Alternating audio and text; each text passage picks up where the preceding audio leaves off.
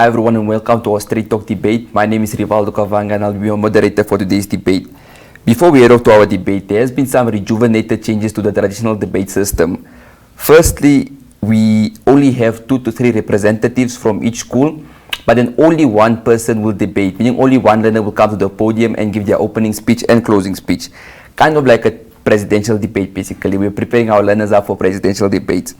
The tactical procedures are as follows. The debater from the proposition side will be given 4 minutes to present their opening speech, and the floor will be open for POIs at 3 minutes, and this will be indicated by a single clap.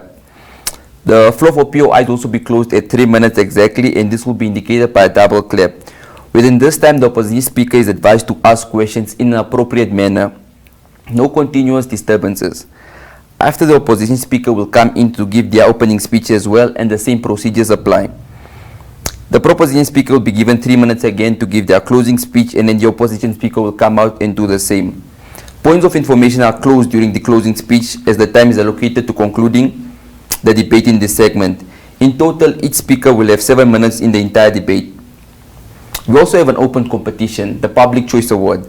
This award goes to the debater that receives the most comments and shares. So you can comment the name of the debater and share this debate on your Instagram and Facebook story. Tag MyZone and the debater and hope he or she wins. Stay tuned as we begin our debate. Let's head right into the debate. We have seen recently that the Namibian government has refused access to surrogate children adopted by a gay couple.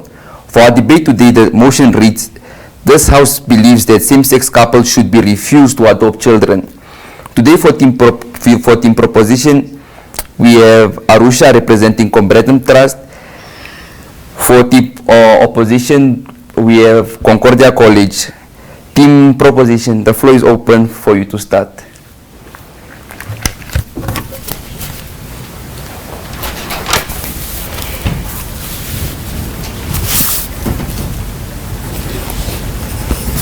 House at large. We support gay rights. In fact, we love gay people. But we need to be aware of the environment in which they can exist. We have nothing against gay people, but in today's debate, we are concentrating on conservative African states such as Uganda, Zimbabwe, in which rights of gay people are not recognized. The countries where gay people are victimized, stigmatized and brutalized. We want to focus on the effects this exposure will have on the children if they are to be adopted by gay people. In today's debate, the keywords are adopt, refuse and children.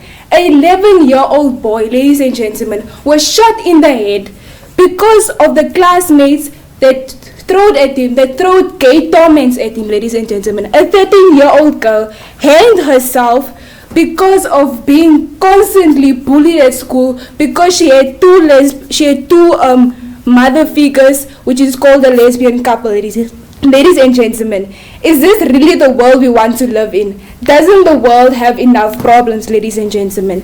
Is this the world we want to expose innocent children to, where they're constantly being bullied and judged, ladies and gentlemen? And this will lead me into my first argument, ladies and gentlemen. Social and cultural norms.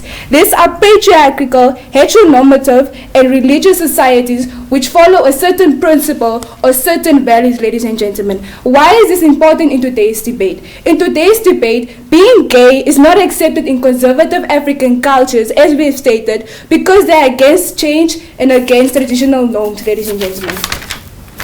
Why is this true? In a conservative state, a child is more prone to backlash, bullying in school, not only in school, ladies and gentlemen, but out in the world and in society. Why should we care? In opposition's world, innocent children are exposed to backlash in society and constantly being bullied, which leads to psychological, mental, and physical effects on the children, ladies and gentlemen. Children will be depressed, have anxiety, and will have social isolation, ladies and gentlemen, due to the fact that they are asked, are you gay?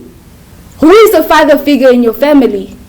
Who is your mother, ladies and gentlemen? Because it's a very unusual thing to them, ladies and gentlemen. Children are prone to suicide, ladies and gentlemen. Is this the world that we want to live in, where children commit suicide simply because the government decided to give them to a family where there's 2 men or 2 females, etc.? Why is this important? If we allow gay people to adopt children, ladies and gentlemen. We are creating an environment where children are subjected to being an outcast in society and being bullied and being objectified, as I stated before. Imagine a world where a boy who is a child to two female women, which is called a lesbian couple, is raped by 10 men simply because he is labeled not masculine enough. Or imagine a female who has two father figures, who is stabbed multiple times, not only stabbed, ladies and gentlemen, raped and burned alive because they're trying to make a statement, ladies and gentlemen. And this is the world that Team Opposition wants us to live in, ladies and gentlemen. Ladies and gentlemen, I'm going into my second argument. Long-lasting change cannot be forced, ladies and gentlemen. I can give you a typical example. If we were rushing into independence, ladies and gentlemen, where would Namibia be today? We would not have been the Namibia we know today, ladies and gentlemen, because if we had rushed into it, we would have been freed, but not freed of colonization, not freed to being objectified, not freed to being brutally beaten, ladies and gentlemen. We would not even have equality, ladies and gentlemen. Radical change has always created an environment that is way worse than before, ladies and gentlemen. For example, black people in America, where change was radical but not organic. The blacks were freed to suffer. The blacks were freed, but were not free to suffering and being beaten, ladies and gentlemen. Your shoes are too big for you, ladies and gentlemen. And with that, I would be proud to propose.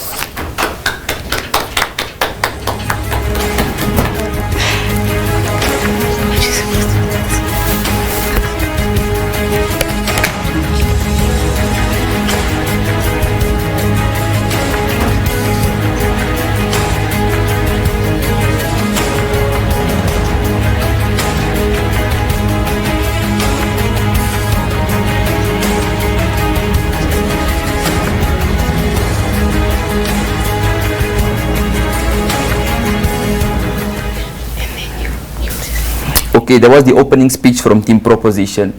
Before we give the floor for the opening speech from the Team Opposition, I would just like to indicate to our debaters that once a debater comes to the podium, you're given exactly 4 minutes to talk. Within those 4 minutes, at the first minute, the floor will be open for POIs, and the floor closes for POIs at the third minute. So when the floor opens, I'll indicate this by a single clap, and when it closes, I'll indicate it by a double clap. So then when I clap continuously, it means it's time for you to round up your debate.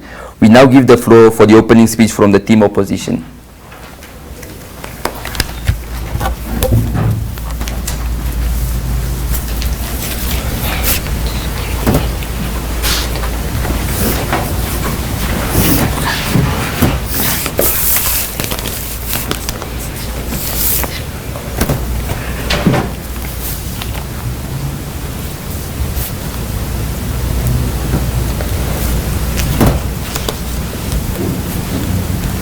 Panel, I would like to firstly start with my rebuttals. First speaker of Team Proposition comes here talking about these children will be burned because they have gay parents, so on and so forth. You also need to look at the fact that if I am a Zimbabwean, whether I'm gay or not, if I go to South Africa, I will still get killed because it's full of xenophobics right there. And furthermore, she keeps talking about how Namibia had to gain its independence slowly, and if that didn't happen, we wouldn't have equality, so on and so forth, which I will tackle within my characterization for today's debate. Furthermore, panel, if countries like Germany and Malta have allowed same-sex couples and marriages, why can they not allow these people to have a child which is most probably poor, a child which is most probably dying of hunger, a child which is probably stuck in an overpopulated shelter for children that do not have parents. We look at the current example, what was happening with Mr. Philip Louis, that was not able to be given documents for his twin surrogated children, his twin surrogated daughters, to enter into Namibia, which is what this current debate is about, is if we should allow these gay people to have and adopt their own children. If not, now panel. Adoption agencies assess the capability of couples adopting children, and then they make a decision that would put this child in the best position for growth into adulthood. Most of those people adopting children are people who are incapable of producing their own, including this same-sex couples who are not able to produce their own children, ladies and gentlemen. Furthermore, they assess their financial capability to provide for this child, as well as for their ability to provide emotional support. So if the parent has any type of abusive background, so on and so forth, mental illness, they will not allow the child to be given to this specific people. Also, with what I just said, this debate is not about the capability of these people to raise these children, but on the external bias of the government, which ignores the need of these children to find shelters just so they can maintain their beliefs, and even if the result is detrimental to the children's well-being. Furthermore, into my characterization, we need to understand that you have to legislate, advertise in the same sense as judicial activism. Now, activism pose is the great example where the Cause is the great example of where the courts use judicial activism to advance the ethnos and aspirations of the Namibian people, and they can do it again, ladies and gentlemen. Furthermore, I would like to get into my first argument for today's debate. Right to family is undeniable. Now, why do I say no man or woman should be deprived of the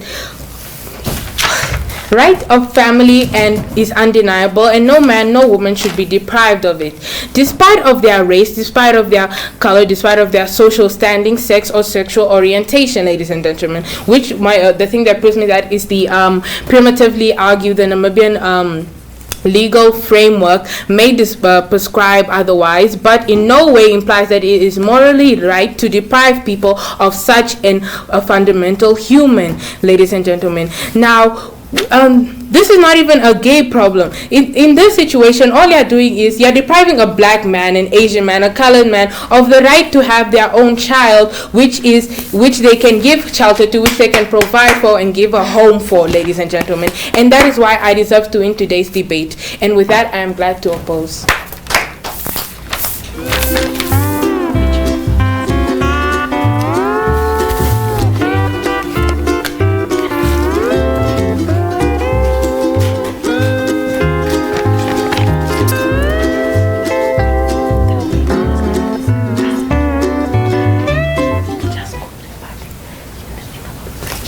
That was the opening speech from Team Opposition. We now give the floor to Team Proposition for their closing speech.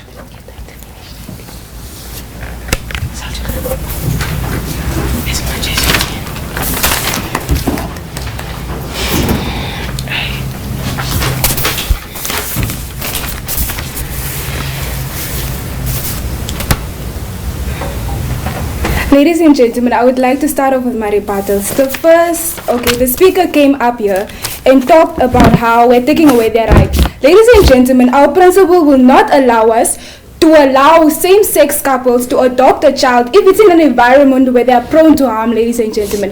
That is simply throwing a dog into a zoo full of snakes, thinking that the dog won't get bitten, ladies and gentlemen. We're here to prevent that, ladies and gentlemen.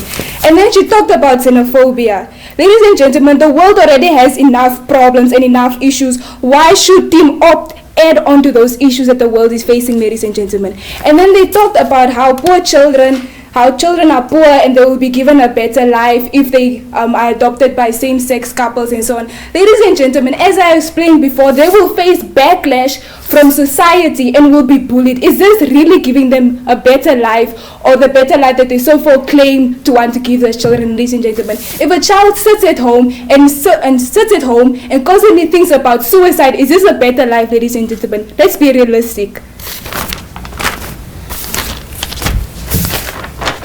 Ladies and gentlemen, I would like to emphasize on my second point, which I did not get to finish. Ladies and gentlemen, radical change has always created an environment way worse than before, ladies and gentlemen, as I've said.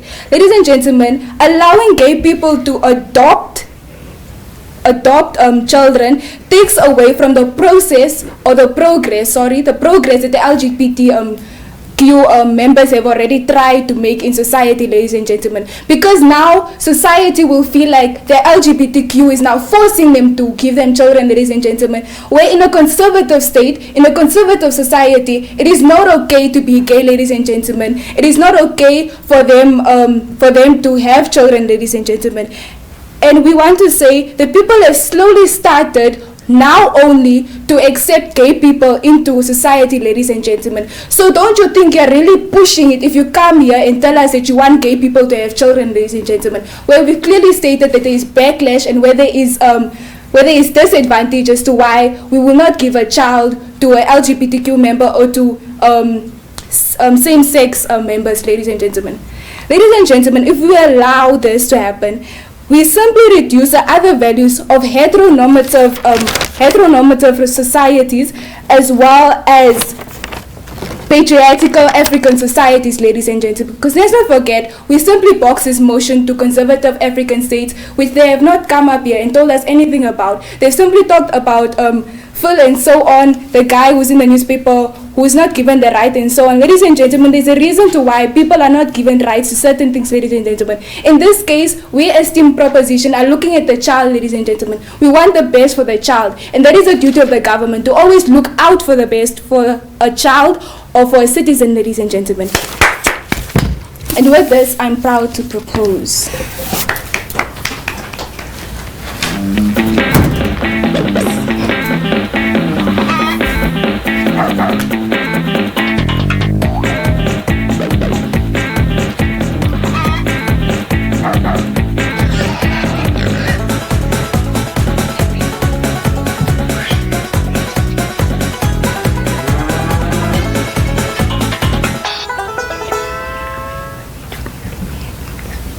That was the closing speech from Team Proposition. We'll now give the floor to Team Opposition to give their closing speech. Thank you.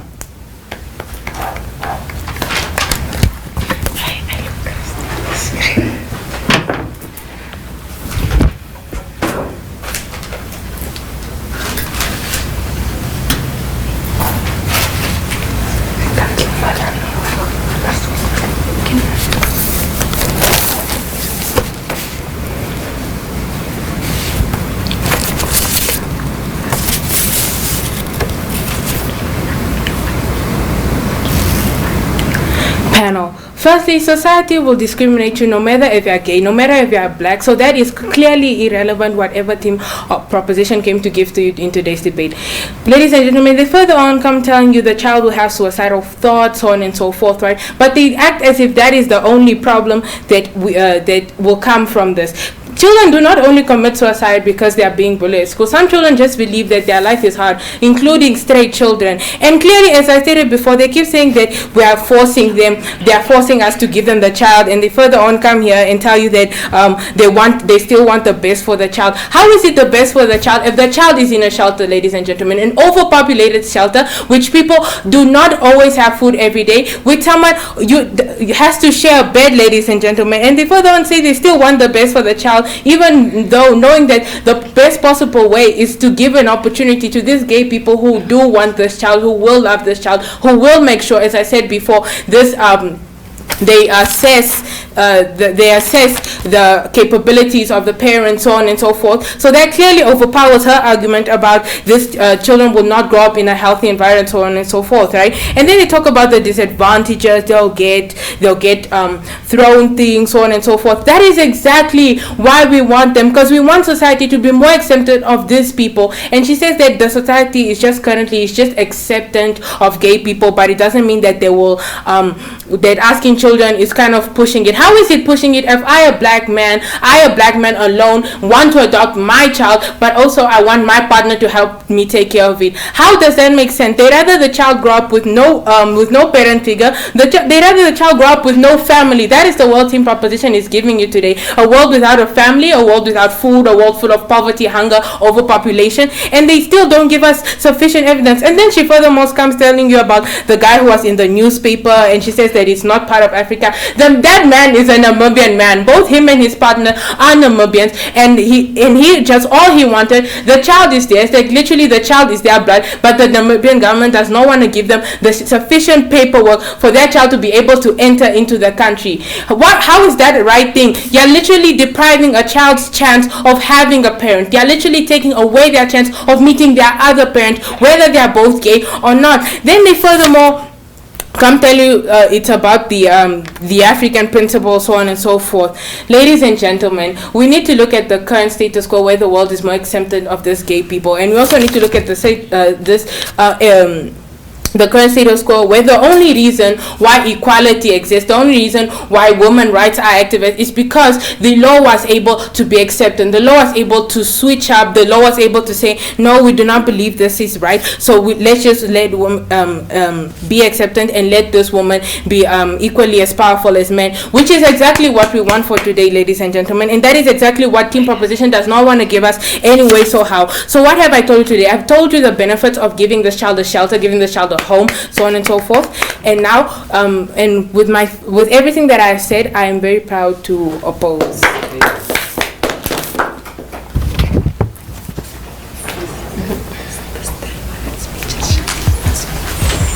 If you're feeling how I'm feeling and you know I won't stop, all we gotta do is take our love to the top. If I got it and you want it and you'll never let it drop, all we gotta do is take our love to the top. I will ride for you, baby, even die for you. When I'm loving you, but my heart don't stop.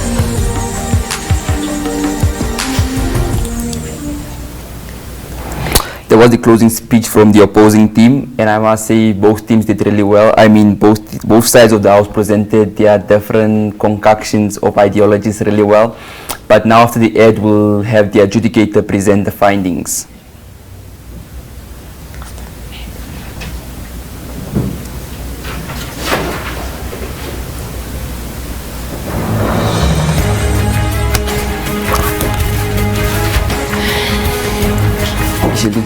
Ik denk dat er nog 2 spelen.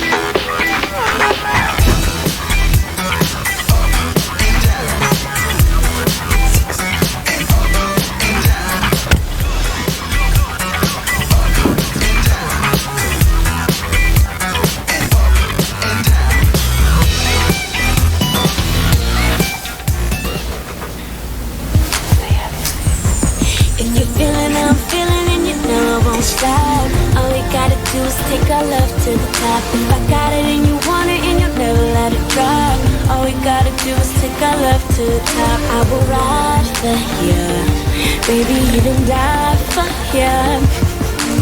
When I'm loving you, but my heart don't stop.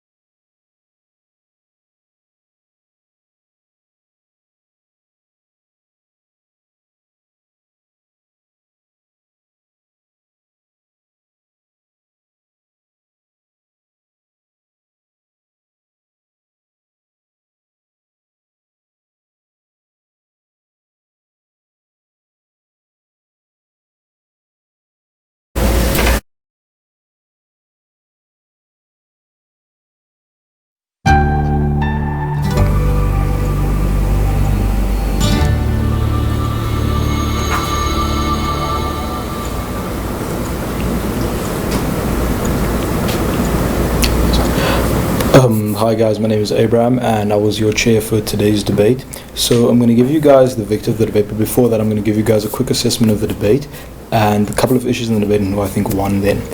So I think there were three main issues in the debate. Firstly, it's an issue of discrimination. Secondly, I think it boils down the rights of the children and how they're taken care of. And then thirdly, there's the issue on the gay parents in and of themselves. On the issue of discrimination, from Prop we hear good arguments about how, one, people are caused harm because they live in heterosexual societies and it's harmful towards them. And they further talk about the harmful effects of that. From opposition, we have a very interesting response where they talk about how, one, discrimination occurs in all worlds. But secondly, there's a comparative analysis given by OP where they say as to, listen, you live in a world where children are harmed because, one, they live in overpopulated places, the shelters they're in, they aren't taken care of in, and people generally suffer. So as an adjudicator, it's a way up I made, and I think the one issue as to how children suffer the most, as to how children aren't taken care of, as to how these shelters are specifically harmful, is an issue that is a bit more significant than an issue of discrimination, especially when OP brings to you the fact that, one, people are discriminated either way, but secondly, there's certain mechanisms in place to curb these things. This is when they talk to you guys about how, one, we assess the parents, their financial standpoint, whether or not they're capable to take care of these children, whether it be emotionally and financially. And that in and of itself shows that there's a certain level of care or significance that goes towards that. So on that clash, we gave it to OP. And then there's the clash on the children, how they're taken care of. Yet again, I think Prop doesn't engage much with the matter that comes, and I think it's lack of engagement on both sides and lack of analysis to explain things. You guys talk about things like children will be discriminated against because of the environment, but no analysis to show, one, what's the causal link between those two things, but how one affects the other as well. So I think the biggest problem was just lack of explanation as to how these certain things work and how we get there. And then I think the final issue in the debate becomes, and on the children issue, OP talks to us about how the moral values that come in of itself is things that are particularly things we ought to talk about, and how that is important. On the gay parents in of itself, I think it's an issue that neither side really touches on, but OP talks to us about how, one, this policy is for people who can't get children. So they place the significance in those individuals, and they paint a very good picture and a harm as to why we ought to do this thing. So with that, the debate unanimously went to side opposition Concordia.